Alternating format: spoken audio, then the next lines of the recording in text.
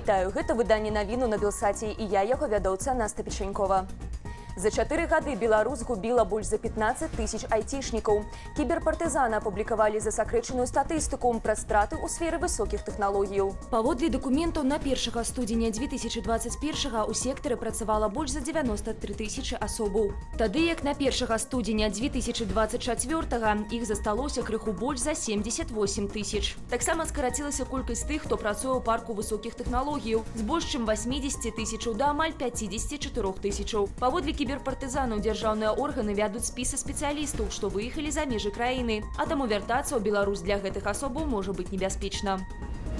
У Берасцейскай вобласці вяртаюць мясцовы збор замінання мяжы. Ён складзе адну базавую велічыню.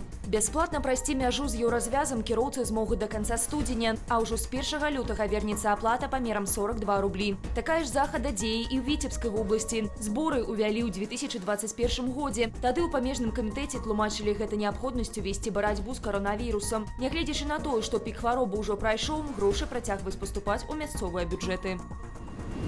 Фота коміка Славы Камісаранкі з'явілася на стэндах і шукае міліцыя ў Мінску. Пра гэта паведаміў сам артыст у сваім інстаграм-акаунце. Акрамя Камісаранкі на стэндзе ёсць здымкі і іншых вядомых беларусаў, сярод якіх спевак Сергей Михалок, фатографы Яўген Канаплёў і Юлія Ледзік. Учора праваабарончы цэнтр «Вясна» паведамляў пра аналагічныя стэнды ў Віцебску. На іх цяпер можна пабачыць фота мясцовых праваабаронцаў, журналістаў і былых палітвязняў.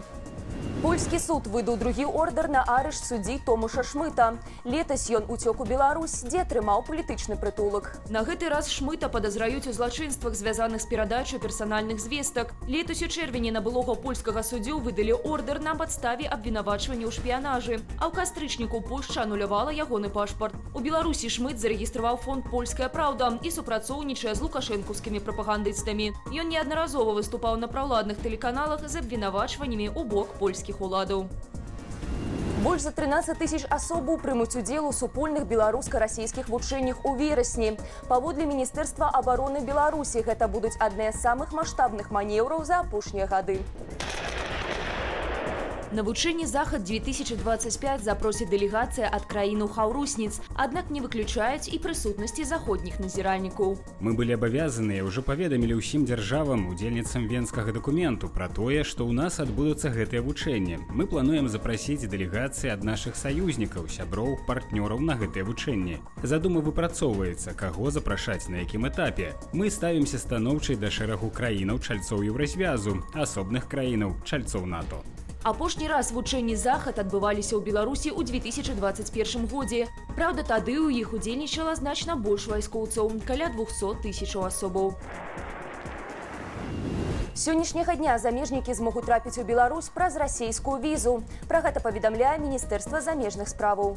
Прычынай таму стала пагадненне паміж Беларусю і Расіяй пра ўзаемнае прызнанне візаў. Яго падпісалі яшчэ ў 2020 годзе, аднак дзеяць яно пачынае толькі цяпер. Згодна з дакументам замежнікі могуць цяпер мець або расійскую, або беларускую візу, каб наведаць абедзве краіны. А тэрмін перабывання турыста будзе адлічвацца з моманту мінання мяжы адной з дзяржаваў. Віза ў Беларусь неабходная, напрыклад, грамадзянам ЗША, Ірану, Егіпту, Іорданіі. А вось для шэрагу еўрапейскіх краінаў улады працягнулі бязвізавы рэжым да канца 2025 года.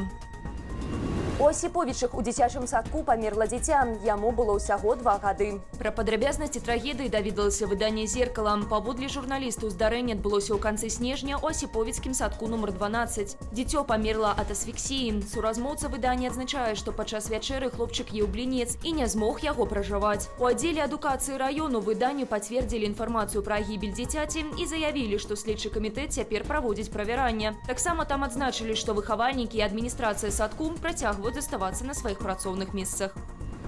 Свята скончылася. Ужо заўтра ў Мінску пачнуць вывозіць калядныя ялінкі на утылізацыю.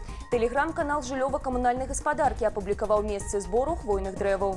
Дэпартамент нагадвае, што перад тым, як занесці дрэва на кантэйнерную пляцоўку, трэба зняць з яго мішуру і аздобы. Без гэтага немагчымая далейшая утылізацыя і перапрацоўванне ялінкі ў шчэпу. Калі не паспееце здаць калядную прыгажуню ў гэтую нядзелю, наступная магчымасць будзе 19 снежня. Поўны спіс адрасоў можна паглядзець у тэлеграм-канале ЖКГ Мінску.